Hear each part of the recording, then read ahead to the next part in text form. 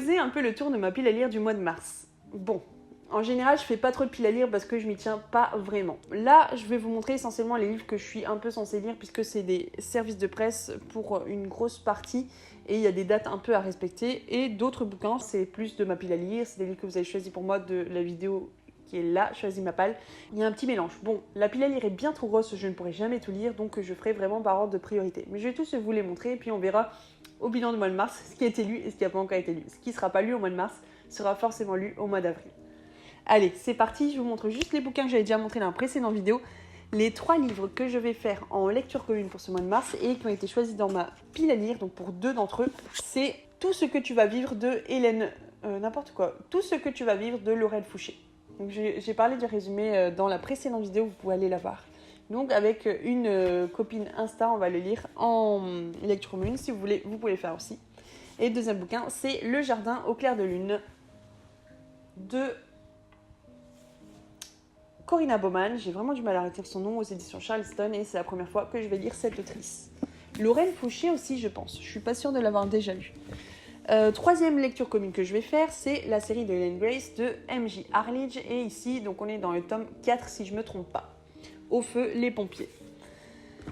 Ensuite, 3 bouquins que je viens de recevoir, je vous ai montré dans la précédente vidéo, c'est Maudite demeure. Et donc ça va être vraiment intéressant parce que c'est des histoires vraies qui sont à l'intérieur. Le bouquin il est vraiment pas long, donc je peux le lire vraiment en une journée, je pense que c'est fait. Donc c'est bien.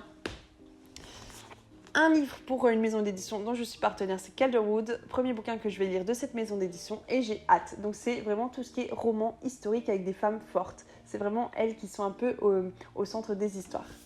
Donc j'ai hâte de le lire et je vous en ai parlé dans la précédente vidéo aussi. C'est celui-ci qui est magnifique, sa couverture je la trouve vraiment jolie, de Laurent Bettoni. Donc Laurent Bettoni, oui c'est ça. Deuxième livre que je vais lire de cet auteur-là qui écrit autant du polar, du thriller que de la littérature blanche. Donc ici on est dans le ravissement du monde et c'est le premier bouquin de la maison d'édition Perséphone qui sort et j'ai vraiment hâte de le lire. Ensuite je vous montre tous les bouquins que j'ai à lire mais comme je vous l'ai dit ça va être un peu compliqué. On a ici la dictée que j'avais reçue la semaine dernière, la dictée de Antoine Lorrain et aux éditions Flammarion. On y parle un peu d'école et de la dictée. On a tous fait des dictées lorsqu'on était à l'école. Et franchement, ça m'a fait un peu un côté nostalgique quand je l'ai vu. Donc j'ai vraiment envie de le lire. Il fait à peine 150 pages. Donc autant dire qu'il peut être lu très très très rapidement et en moins d'une journée. Prochain livre aussi que j'ai reçu de la part des éditions Saxo, merci à eux. C'est Bienvenue à Mille Merveilles, un royaume rempli de règles. Alors ici, c'est un roman jeunesse. Et c'est écrit en très gros. Donc il y a même des images dedans. Donc c'est vraiment... quelque chose qui va se lire très rapidement, forcément c'est pour les enfants. Il y a 200 pages, mais autant dire qu'il sera lu très très très vite pour moi. J'avais envie de le lire parce que ça parle de dragons et en ce moment, je sais pas, j'ai envie de lire des livres de dragons, dans le fantasy, un peu tout ça. Donc je me suis dit ça peut être bien et ensuite ça peut être vraiment à conseiller pour les enfants, donc je vais voir ce que ça donne.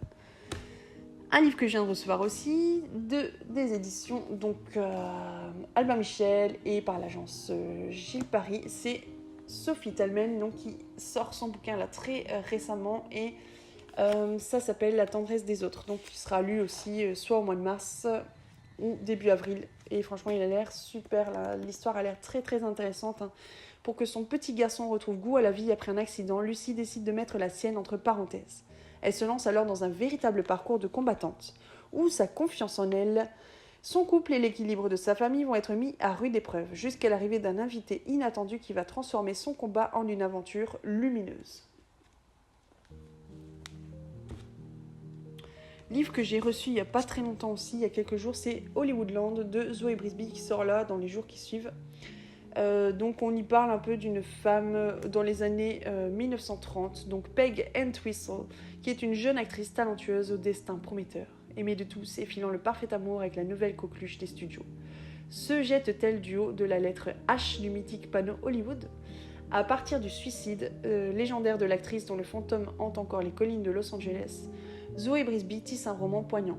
Explorant la machine à rêve qu'est l'industrie cinématographique, elle mène une enquête fiction palpitante sur le destin tragique de la Hollywood Sign Girl. Ça a l'air vraiment très très intéressant et j'ai un autre livre de cette autrice que je n'ai pas encore lu mais il m'intéresse beaucoup donc bon il sera lu très vite aussi. Un livre que j'ai reçu dernièrement et qu'il faut absolument que je lise dans les prochains jours. Mais il est gros. Il est super beau par contre. C'est le docteur... les 4 filles du docteur Marty. Donc il fait quand même 400 pages, mais bon. Je suis pas sûre de l'avoir lu, donc ça m'intéresse vraiment de le lire là en tant qu'adulte. Il nous avait donné vraiment un beau marque-page avec, je pense que je vous l'avais peut-être déjà montré.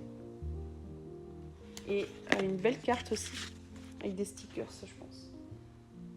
Voilà. Ouais, c'est ça. Prochain livre qui sera lu là dans les prochains jours, début mars en tout cas, c'est L'orpheline d'Auschwitz, qui est vraiment, vous pouvez le voir je pense beaucoup sur les réseaux sociaux en ce moment. Ça se passe en 1945, la guerre est terminée et Auschwitz est enfin libéré. Je vous en dis pas plus, mais vous savez que c'est un roman historique et avec une héroïne forte encore qui va sortir de là. Publié chez les éditions City et merci à Eric Popé pour l'envoi.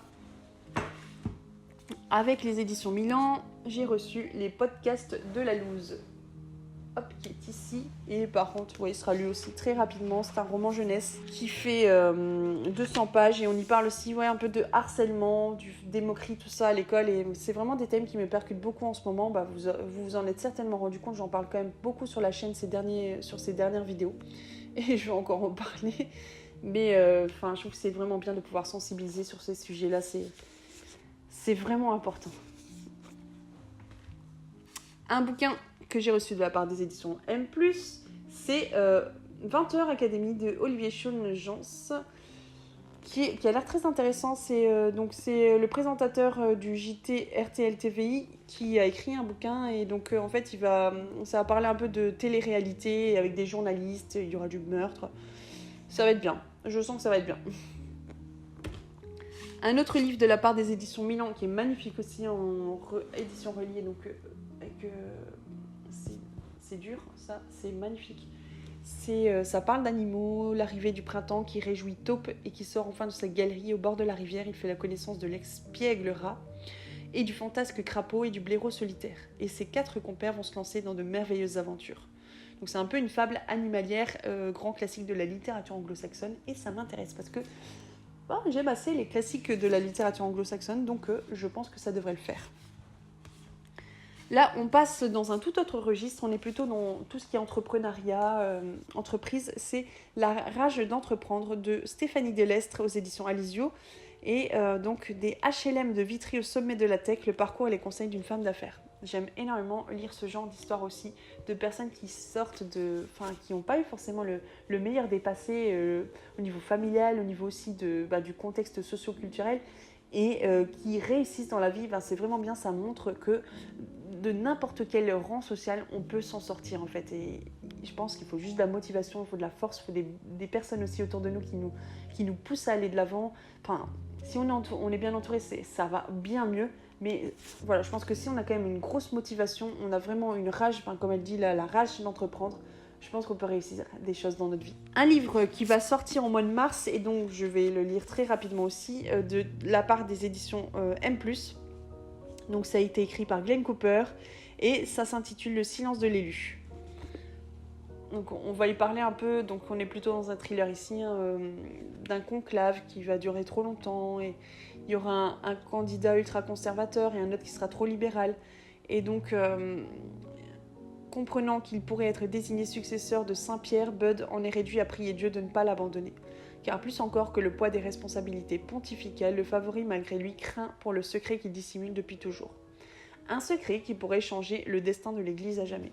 Ça a l'air très énigmatique. J'aime ce genre de choses. Et un dernier bouquin, toujours un peu dans tout ce qui est entrepreneuriat, c'est L'obstacle et le chemin de Ryan Holiday, le best-seller international vendu à plus de 2 millions d'exemplaires, donc toujours chez les éditions Alizio, de l'art éternel de transformer les épreuves en victoire. Et ça, ce sont des thèmes que j'aime beaucoup. Ça peut toujours nous aider à travailler sur nos faiblesses et nous encourager, nous fortifier sur nos forces, et pour pouvoir en ressortir encore plus fort dans notre vie et réussir peut-être à rentrer un peu plus dans les projets qu'on a, dans les rêves qu'on a. Je pense qu'on a tous des rêves, on a tous des projets un peu fous, et il y en a qui y arrivent, alors pourquoi pas nous. Je vais compter les livres pour voir combien il y en a, juste par curiosité. J'en lis à peu près une quinzaine par mois, en comptant les albums jeunesse, les BD, tout ça, donc À voir. 1, 2, 3, 4, 5, 6, 7, 8, 9, 10, 11, 12, 13, 14, 15, 16, 17, 18. Il y en a 18. Sachant qu'il y en a qui sont en cours de lecture là, qui vont être terminés au mois de mars. Bon, à voir. 18 livres, normalement j'y arrive. Mais il n'y avait pas énormément de petits livres dans tout ce que je vous ai montré là, donc on verra. On verra si à la fin du mois, dans mon prochain bilan, si je ferai un petit comparatif. Tiens, je mettrai peut-être une photo avant et une photo après, ça peut être sympa. Dites-moi dans les commentaires s'il y a un de ces bouquins que vous connaissez, que vous aviez peut-être envie de lire. Si vous en avez peut-être déjà lu un, n'hésitez pas à me le dire. Et en tout cas, si jamais il y en a un qui vous tente, il y en a un que vous voulez lire avec moi parce que peut-être vous l'avez dans votre palle ou vous allez l'acheter, n'hésitez pas à me le dire, c'est toujours possible. Je vous souhaite de passer une très bonne journée et je vous retrouve dans une prochaine vidéo pour un autre thème. En attendant, portez-vous bien, prenez soin de vous. À très bientôt, c'était les mots d'or.